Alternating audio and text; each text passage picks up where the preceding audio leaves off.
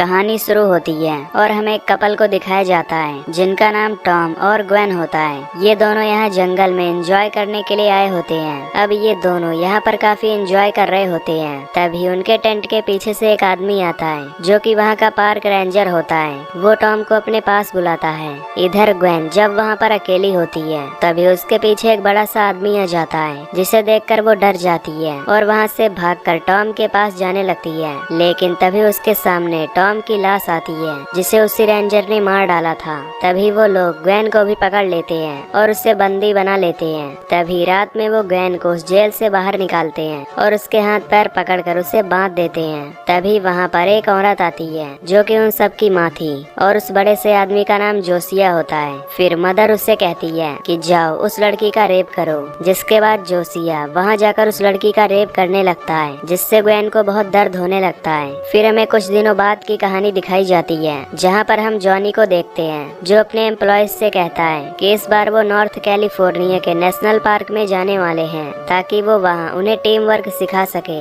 और वो एक दूसरे को अच्छे से जान सके।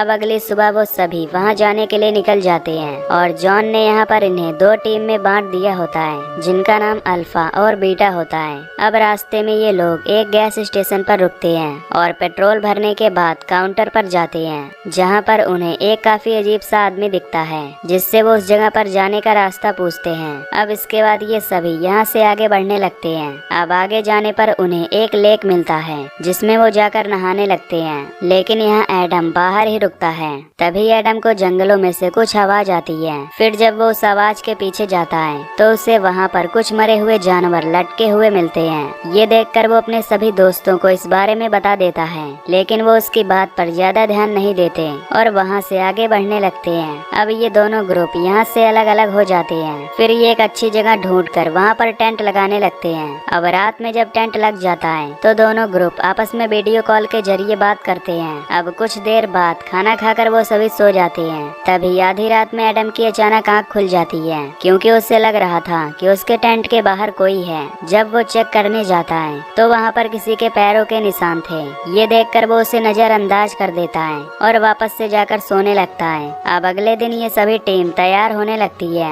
इधर बीटा टीम जब आगे बढ़ रही होती है तो वो अपना रास्ता भूल जाती है। इधर अल्फा टीम को अपने सामने एक ट्रैप मिलता है। ये देखकर एडम उनसे कहता है कि जंगल में जरूर कोई गड़बड़ है। पर तभी जॉनी उनसे कहता है कि उन्हें आगे बढ़ना चाहिए। जब वो आगे बढ़ते हैं तो तभी उन्हें वहाँ पर कुछ लोग दिखाई देते हैं। ये देखकर वो उन्हें शूट करने लगते हैं क्योंकि उन्हें लग रहा था कि वो बीटा टीम है। फिर जब वो बीटा टीम को कांटेक्ट करके पूछते हैं कि उन्हें कैसा लगा तो इस पर वो कहते हैं कि वो लोग रास्ता भटक गए हैं। अब ये सुनकर वो समझ जाते हैं कि इस जंगल में कोई दूसरा भी था जिस पर उन्होंने गोली चलाई है।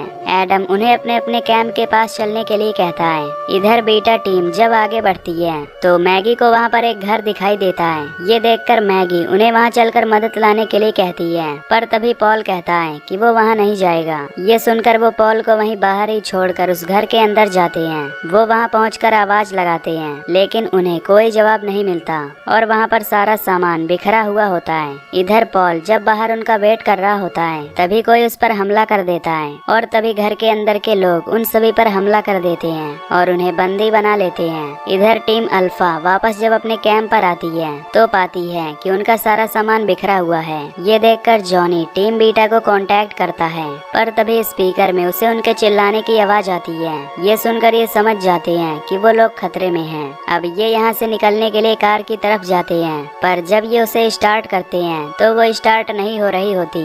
जब वो बाहर आकर चेक करता है तो उसे पता चलता है कि उनकी कार की टंकी किसी ने फाड़ दी है जिसकी वजह से वो लोग यहाँ से भाग नहीं सकते। तभी उसकी गर्दन पर कोई तीर से हमला कर देता है जिससे उसकी वहीं पर मौत हो जाती है। ये देखकर सभी डर जाते हैं और भागकर पेड़ के पीछे छुप जाते हैं पर तभी वो उस तीर चलाने वाले आदमी को देख लेता है और पेंट बॉल से उस पर मारता है जिससे वो आदमी पेड़ से नीचे गिर जाता है। इसके बाद ये ऊंचाई वाली जगह पर जाते हैं ताकि ली के फोन में नेटवर्क आ सके। ली पार्क रेंजर को कॉल करता है और उसे मदद के लिए आने को कहता है। ये सुनकर पार्क रेंजर उन्हें तुरंत लेक के पास आने के लिए कहता है पर तभी सिग्नल चला जाता है। अब उसकी बात मानकर ये लोग लेक के पास जाने लगते हैं पर तभी रास्ते में उन्हें रिक्स नाम का एक रेंजर मिलता है जिसे देखकर उन्हें लगता है कि ये वही रेंजर है। इसलिए वो उसके साथ जाने लगते हैं। तभी वो उन्हें अपनी कार में बैठने के लिए कहता है, जिसके बाद वो रेंजर उन्हें अपने साथ ले जाने लगता है। तभी रिक्स अपनी गाड़ी को लॉक कर देता है और उन्हें एक जगह ले जाकर गाड़ी रोक देता है। वो उससे पूछते हैं कि वो क्या कर रहा है, पर तभी वहाँ पर कुछ लोग आकर उन्हें बंदी बना लेते हैं और अपने साथ ले जाते हैं। वो पेरी और एडम को पकड़कर एक जगह बंद कर देते हैं, जहाँ पर बीटा टीम के मेंबर्स पहले से ही मौजूद थे। फिर वो ली को पकड़कर मदर के पास ले जाते हैं, जहाँ पर मैगी भी होती है। मदर उससे कहती है कि ये तुम्हारा ही घर है, तो तुम बिल्कुल भी मत डरो। फिर वो अपने बेटों को उसे अच्छी तरह से नहलाकर तैयार करने को कहती है। इधर रिक्स एडम से पूछता है कि तुम लोग कहाँ से आए हो, जिस पर एडम उससे कहता है कि वो सिर्फ यहाँ पर कैंपिंग करने आए थे।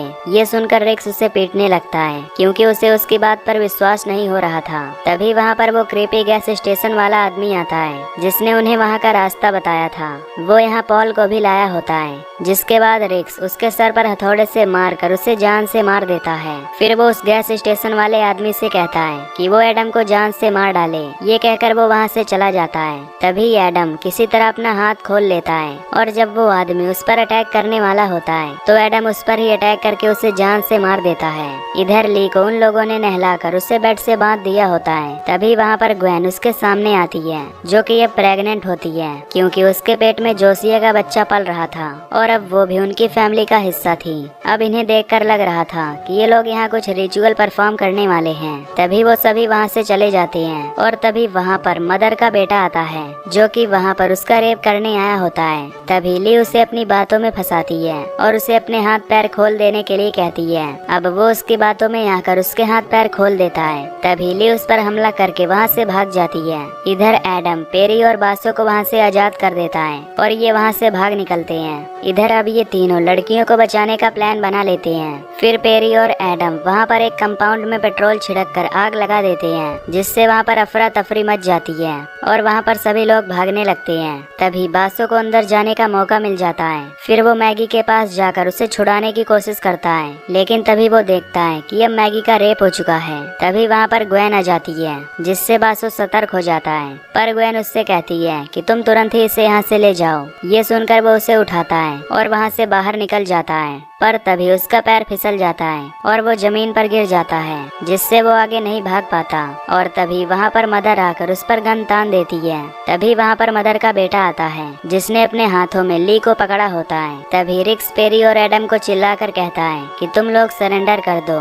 ये सुनकर वो दोनों बाहर आ जाते हैं और अपने आप को सरेंडर कर देते हैं, लेकिन तभी चालाकी से पेरी रिक्स की गन छीन लेता है और उन सभी पर तान देता है। तभी बासो भी अपने पास से एक ग्रेनेड निकालता है और मदर को पकड़ लेता है, पर तभी मदर अपनी जेब से एक छुरी निकालकर बासो पर हमला कर देती है। ये देखकर पेरी मदर को शूट कर देता है, जिससे मदर की वहीं पर मौत हो जाती है। मौका पाकर ये सभी वहाँ से भागने लगते हैं, पर तभी पेरी एक ट्रैप में फंस जाता है और जख्मी हो जाता है। फिर वो उनसे यहाँ से भाग जाने के लिए कहता है और उन लोगों पर गोली चलाने लगता है। तभी जब उसकी गोलियां खत्म हो जाती हैं, तो जोसिया वहाँ आकर उसे मार डालता है। इधर एडम, मैगी और ली एक पहाड़ तक पहुँचते हैं, जहाँ से आगे जाने का उन्हें कोई रास्ता नहीं मिल रहा होता। यहाँ पर मैगी उनसे काफी डरी हुई होती है, इसलिए वो उस पहाड़ी से कूदकर अपनी जान दे देती है। अब ये दोनों वहाँ से भागकर लेक तक पहुँचते हैं, जहाँ पर रिक्स और उसके आदमी भी पहुंच चुके थे।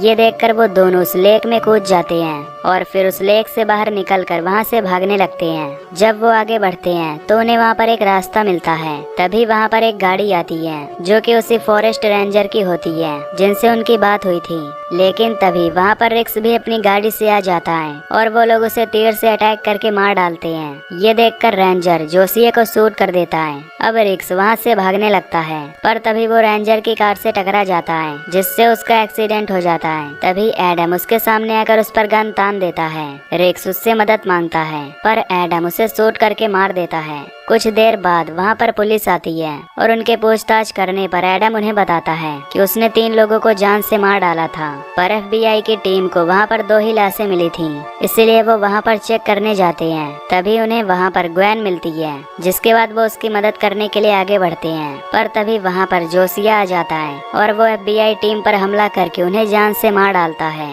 और इसी के साथ ये मूवी यहीं पर खत्म हो जाती है। तो दोस्तों, अगर आपको ये मूवी की एक्सप्लेनेशन पसंद आई हो तो वीडियो को लाइक और चैनल को सब्सक्राइब कर देना। बाकी मैं मिलूंगा आपसे अगली वीडियो में। Till then take care, love you, bye bye.